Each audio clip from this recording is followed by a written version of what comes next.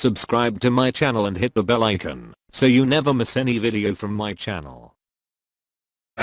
معراج اب جناب ختمی مرتبت اب ہمارے بھائیوں نے ایک روایت نقل کر دی ہے جس کی وجہ سے وہ ضد میں آ جاتے ہیں کہ نہیں رسول خدا جو ہیں وہ ان کی معراج اس طرح سے ہوئی، اور وہ راوی جو ہیں اس کی وہ ایک ام المومنین ہے، نام نہیں لوں گا، تو کہتے ہیں کہ ان ام المومنین نے کہا کہ نہیں، رسول خدا کی معراج جسمانی نہیں تھی، بس جو دروازے پہ زنجیر تھی وہ ہل رہی تھی، پانی جو وضو کے لیے کھڑے ہوئے تھے تہجد پڑھنے کے لیے وہ بہہ رہا تھا، بستر بھی گرم تھا، گئے اور واپس آ گئے تو کہا مجھے معراج ہو گئی ہے، پتہ نہیں توجہ ہے یا نہیں۔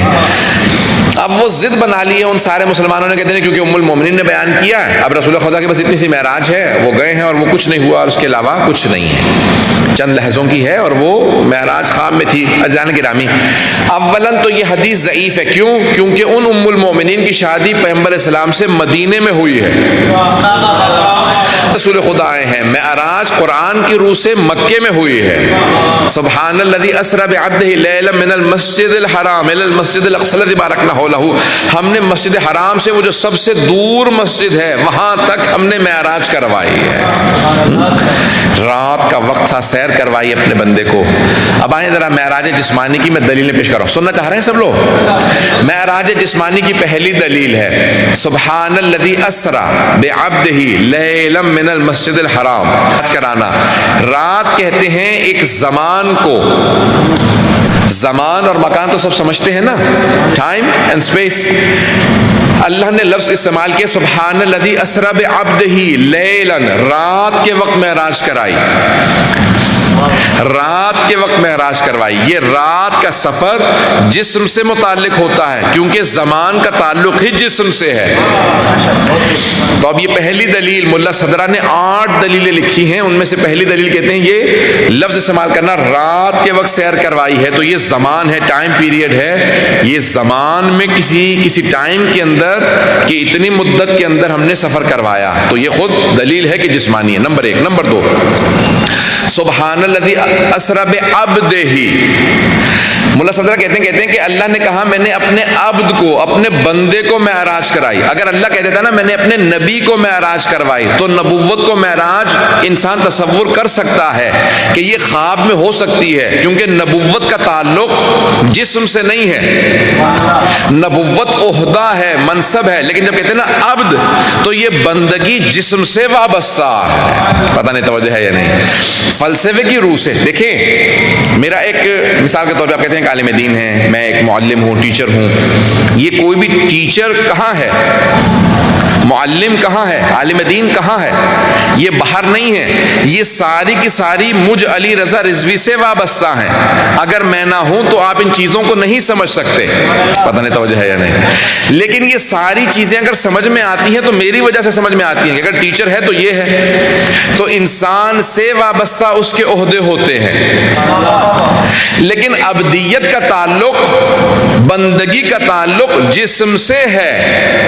اب میں فلسفے کی پوری بحث ہے یہاں پہ پیش کر رہا ہوں، تو عبدیت کا تعلق جسم سے ہے۔ عبد کو اللہ سبحانہ و تعالیٰ نے کہا میں نے اپنے عبد کو سیر کروائی، رات کے وقت سیر کروائی، تو سیر کروانا عبد سے متعلق ہے، رات سے متعلق ہے، دونوں جسم پہ دلالت کرتی ہیں۔ آئیں ذرا ایک اور دلیل پیش کر دیتا ہوں، پتہ نہیں کس حد تک لوگ میرے ساتھ چل رہے ہیں۔ سبحان الذی اسری بعبدہ لیلا من المسجد الحرام الی المسجد، من اور الی، اب یہ 2 اور دلیلیں ہیں۔ جب بھی کہا جاتا ہے نا عربی میں من ابتدائے غایت کے لیے آتا ہے، الی انتہائی غایت کے لیے آتا ہے، من فرام اینڈ الی ٹو۔ جب بھی آپ کہتے ہیں نا میں نے اپنے کہا کہ میں اپنے گھر سے یہاں پہ آیا ہوں، فرام اینڈ ٹو، تو عزیزان گرامی کوئی نہ کوئی ابتدائے غایت ہے، کوئی نہ کوئی انتہائی غایت ہے، must be a point of beginning and a point of end، کوئی شروع اور کوئی آخر کی جگہ ہے۔ خواب کے اندر ابتدا اور انتہا کی کوئی جگہ نہیں ہوتی، یہ ابتدا ہونا اس کا مطلب ہے جسمانی معراج ہے، یہ انتہا ہونا اس کا مطلب ہے معراج جسمانی ہے، پتہ نہیں اب تک ہیں یا نہیں۔ تو اب یہ 4 دلیلیں ملا صدرہ، اس کے اندر گرامی اب معراج رسول خدا کی شروع ہوتی ہے، اور لفظ آیا ہے براق، لفظ براق ہے، براق برق سے ہے، برق کہتے ہیں بجلی کو۔ آج سائنس نے یہی دریافت کیا ہے نا کہ جب تک کہ اسپیڈ آف لائٹ سے ٹریول نہ کریں تک کوئی نہیں جا سکتا، آسمانوں پہ کوئی پار نہیں کر سکتا۔ پیغمبر نے بھی کہا براق، برق رفتار، پتہ نہیں توجہ ہے یا نہیں، جو برق رفتار ہو، جو لائٹ کی سپیڈ سے چلتا ہو، اسے براق کہا جاتا ہے۔ جب لوگوں نے پوچھا یا رسول خدا یہ براق کیا چیز ہے، کبھی تمہیں سمجھ نہیں آ سکتا، بس تم یہ سمجھ لو تم گھوڑے پہ سواری کرتے ہو، میری سواری کا نام براق ہے۔ اب جتنے لوگوں نے گھوڑے پرکے والے بنا دیے ہیں یہ سمجھے بغیر بنائے ہیں۔ اب یہ کیا مخلوق ہے، کس طرح سے پیغمبر اسلام کو سپیڈ آف لائٹ کے ساتھ لے جایا گیا، اب وہ کیا شے تھی، کیا مخلوق تھی، کس طرح سے سواری تھی، وہ پیغمبر کے حساب سے تھی تاکہ نہ آپ کو نقصان ہو، یہاں سے لے کے وہاں تک معراج ہو جائے۔ آج تک یہ حل ہی نہیں ہو سکا کہ براق ہے کیا اور سفر معراج کیا ہے۔ اس کو اگر کوئی سمجھا ہوتا تو سب لوگوں نے گھوڑا بنا دیا، اس کے پر لگا دی اور کہا کہ یہ رسول خدا کی سواری ہے، اس کا نام براق ہے۔ براق برق سے ہے، برق کہتے ہیں بجلی کو، لائٹ کو۔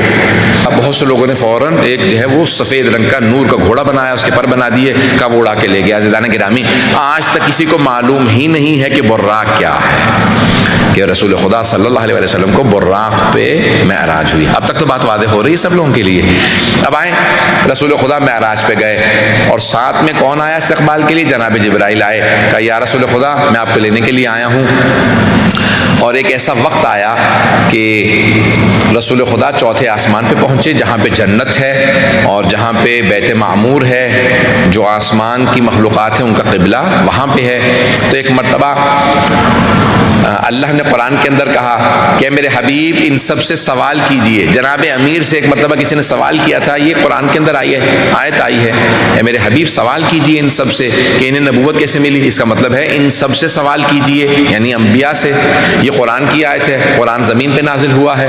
اب اگر رسول خدا نے اس پہ عمل کیا تو کیسے عمل کیا، اور اگر عمل نہیں کیا تو پھر اللہ کی نافرمانی کی معاذ اللہ۔ تو مولا نے کہا کہ سوال کرنے والے میں تجھے بتاتا ہوں، یہ سوال فرش کا ہے ہی نہیں، یہ عرش کا سوال ہے۔ یہ جب پیغمبر معراج پہ گئے تھے، دونوں طرف صفے بنائے کھڑے تھے سارے انبیاء، سب سے آگے جناب ابراہیم کھڑے تھے، رسول خدا کے استقبال کے لیے سارے انبیاء کھڑے تھے۔ ایک مرتبہ اللہ نے کہا میرے حبیب رک جائیے، آگے مت جائیے گا، ان کا استقبال قبول نہ کیجیے گا، ان سب سے سوال کیجیے انہیں نبوت کیسے ملی۔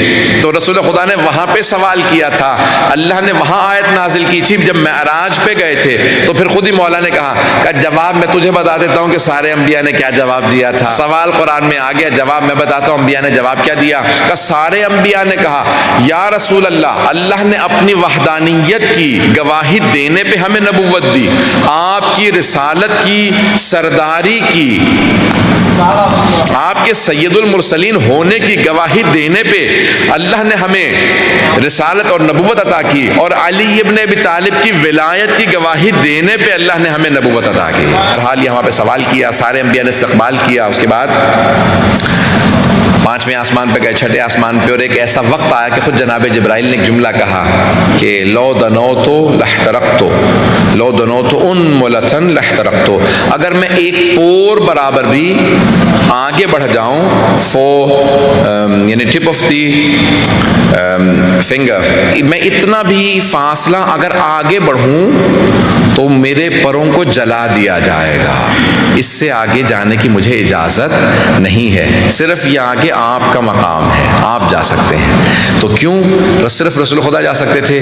کہ اب آگے کا جو رتبہ ہے وہ صرف پیغمبر اسلام کو جانے کی اجازت تھی۔ جناب جبرائیل کہتے ہیں کہ یہ جو عرش جہاں آ جاتا ہے وہاں ہمیں بھی جانے کی اجازت نہیں ہے۔ اب حدیث معراج کے میں نے انگلش میں ترجمہ کیا ہے، وہ رسول خدا نے وہاں بتایا کہ کیا کلام ہوا، بہت سی باتیں ہوئی، ان میں سے کچھ باتیں پیغمبر نے بتائیں۔ میں نے مکمل کر دیا موضوع کو، تھوڑا سا آپ کا وقت لوں گا، ابھی 5 سے 10 منٹ اور لوں گا، کہ میں نے بہت سی چیزیں چھوڑ دی، جتنا جلدی نہ ہو سکتا تھا میں نے مختصر پیش کیا۔ جب پیغمبر اسلام معراج سے واپس آئے تو سارے صحابہ نے سوال کیا۔ تفسیر صافی مرحوم فیض کاشانی جو ہمارے بزرگ ترین محدثین میں مفسرین میں ہیں، ان کی تفسیر کا نام ہے تفسیر صافی، حدیث کی کتاب ہے الوافی کی بے انتہا کتابیں ہیں، حدیث کے موضوع پہ، علم کلام پہ، فلسفے پہ، ہر موضوع پہ ان کی کتاب ہے۔ ون آف دا گریٹسٹ علماء، ہمارے عظیم ترین علماء میں شمار ہوتا ہے فیض کاشانی کا۔ ملا محمد محسن فیض کاشانی، تو انہوں نے اپنی تفسیر صافی میں لکھا ہے سارے صحابہ نے رسول خدا سے سوال کیا یا رسول اللہ، اللہ نے آپ سے کلام کیا؟ کہا خود اللہ نے کلام کیا؟ کہا اللہ کی آواز کیسی ہے؟ کہا کہ یہ تو میں نے خود اللہ سے سوال کیا، یا ربی پروردگارا انت کلمنی ام علی، پروردگارا کیا تو مجھ سے بات کر رہا ہے یا علی مجھ سے بات کر رہا ہے؟ تو فوراً پروردگار نے مجھے جواب دیا، کہا کہ انا کلمتک، میں نے تم سے کلام کیا ہے میرے حبیب، میں تم سے بات کر رہا ہوں۔ تو کہا کہ پروردگارا یہ علی کے لہجے میں کیوں کلام کیا؟ کہا میرے حبیب جب میں نے آپ کو اپنے قریب دیکھا اور دیکھا کہ آپ کے دل کے اندر ایک اضطراب ہے، تو میں دلوں کے بھید جانتا ہوں، جس کو آپ سے سب سے قریب پایا، جو آپ سے سب سے زیادہ قریب تھا وہ علی ہے، آپ کے دل میں جو بسنے والا تھا وہ علی تھا، جو سب سے آپ کو محبوب ہے، جو سب سے زیادہ آپ کو پسند تھا وہ علی تھا۔ اے میرے حبیب اس لیے میں نے علی کے لہجے میں آپ سے کلام کیا۔ تو میں پروردگار نے مجھ سے علی کے لہجے میں کلام کیا۔ کیا کچھ کہا کہ حدیث معراج جہاں پہ اخلاقیات بیان کیے کہ آپ کی امت سے کیا توقع۔ کہا میرے حبیب کیا آپ جانتے ہیں میں نے آپ کا سارے انبیاء پہ کیوں انتخاب کیا؟ سارے انبیاء میں نے آپ ہی کو کیوں چنا کہ آپ سردار انبیاء بنے؟ تو کہا صحابہ نے یا رسول خدا پھر آپ نے کیا جواب دیا؟ کہ میں نے فوراً پروردگار سے کہا کہ پروردگار تو بہتر جانتا ہے۔ دیکھیں کتنا پیارا انداز ہے۔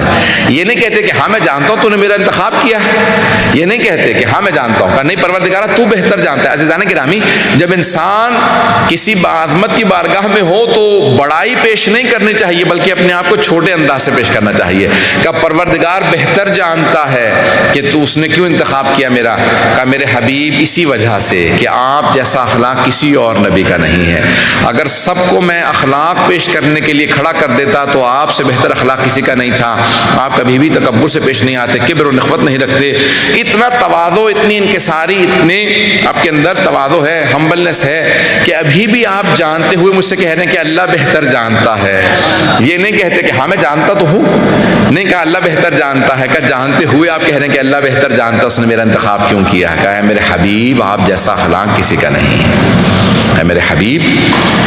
عزیزان گرامی معراج کے اوپر کیا کچھ وعدے اور کیا کچھ بے انتہا تفصیل موجود ہے ہماری احادیث کی کتاب میں کہ وہاں کیا کچھ ہوا، اس کے واقعات۔ اور پھر پیغمبر اسلام جب واپس آئے تو آپ نے کہا دلیل کے طور پہ بتا رہا ہوں کہ معراج پہ گیا تھا، جب میں سفر سے آ رہا تھا تو بھی تمہارے پاس ایک قافلہ آ رہا ہے جس کے اندر اتنے لوگ ہوں گے، یہ ہوگا وہ ہوگا، یہ راستے سے۔ تو کہا کہ ہاں بھی تم لوگوں نے کہا ہاں ہم نے رات میں ایک ستارہ کو دیکھا، ایک ستارہ ٹوٹ رہا تھا۔ رسول خدا نے جتنی علامات بتائی تھی اس قافلے کی وہ سب ان کے اندر پوری تھی۔ پیغمبر نے کہا اب تمہیں یقین آ رہا ہے کہ میں معراج پہ گیا تھا؟ پتہ نہیں توجہ ہے یا نہیں ہے۔ تو کہا میں معراج کے حالات بیان کر رہا ہوں، کہ کچھ ایسی چیزیں ہیں جو میں بیان نہیں کر سکتا کیونکہ تمہاری طاقت اتنی نہیں ہے کہ تم اسے برداشت کر سکو۔ کہا یا رسول خدا ہمارے لیے بھی کوئی تحفہ لے کے آئے ہیں؟ کہا ہاں ایک تحفہ لے کے آیا ہوں۔ کہا اللہ نے معراج پہ مجھے 5 نمازوں کا تحفہ دیا ہے، 5 نمازوں کا تحفہ دیا ہے۔